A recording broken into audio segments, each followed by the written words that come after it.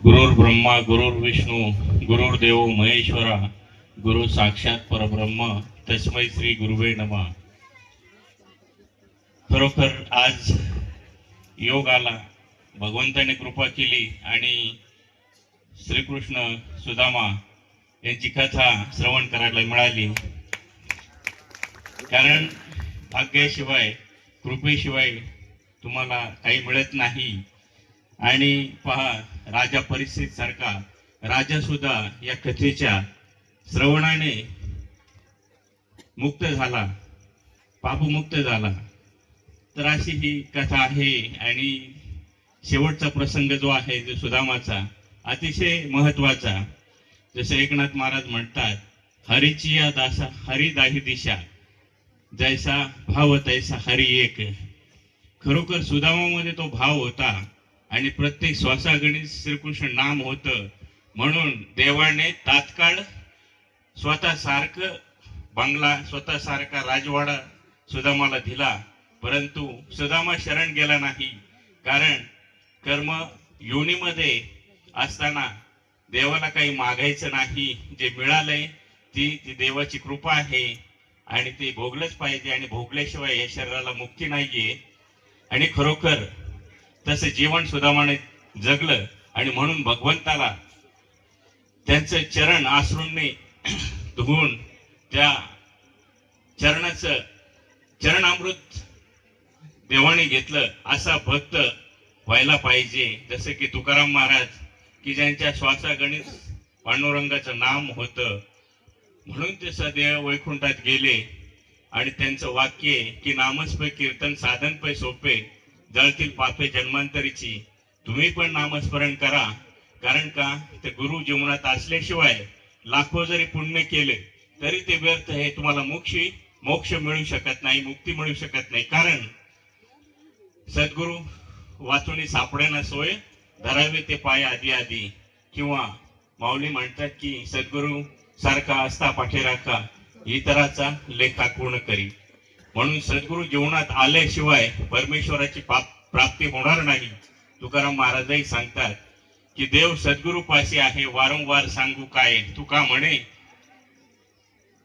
गुरु भजनी देव भेटे तक्षणी.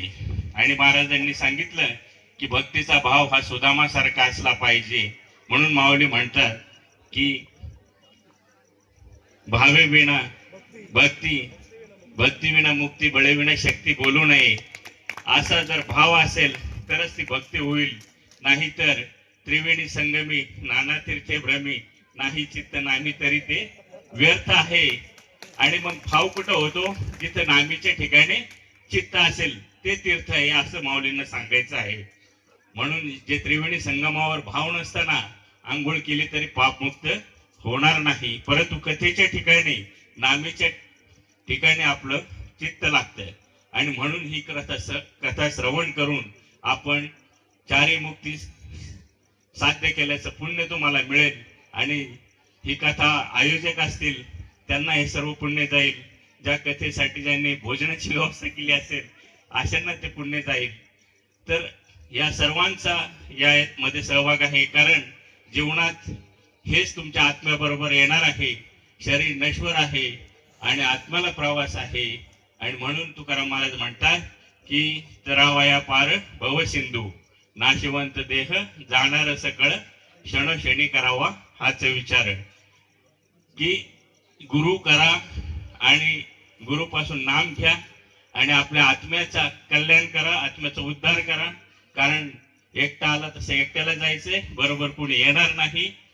आणि माऊलींनी सांगितलं तो हरिपाठ म्हणतात पण अर्थ माहित नाही. पण हरी एकच आहे आणि तो आत्मा आहे आणि तो प्रत्येकाच्या शरीरामध्ये आहे ना. हरी दिसे जणी वणी आत्मा, तरी तुम्ही भांडणं केल्याशिवाय राहत नाही, तरी तुम्ही द्वेष भाव ठेवल्याशिवाय राहत नाही, तरी तुम्ही कोणाचा सारा कोरील, कोणाचा बांध कोरील, कोणाचा रस्ता देणार नाही. कशासाठी?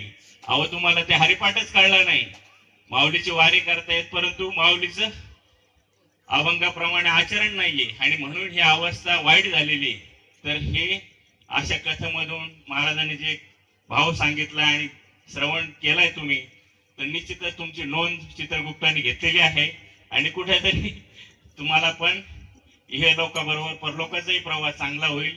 आणि या कथेच्या निमित्ताने मला सरांनी आमंत्रण दिलं, आयोजकांनी आमंत्रण दिलं, त्याबद्दल त्यांचे धन्यवाद देतो आणि माझे 2 शब्द संपवतो. रामकृष्ण हरी.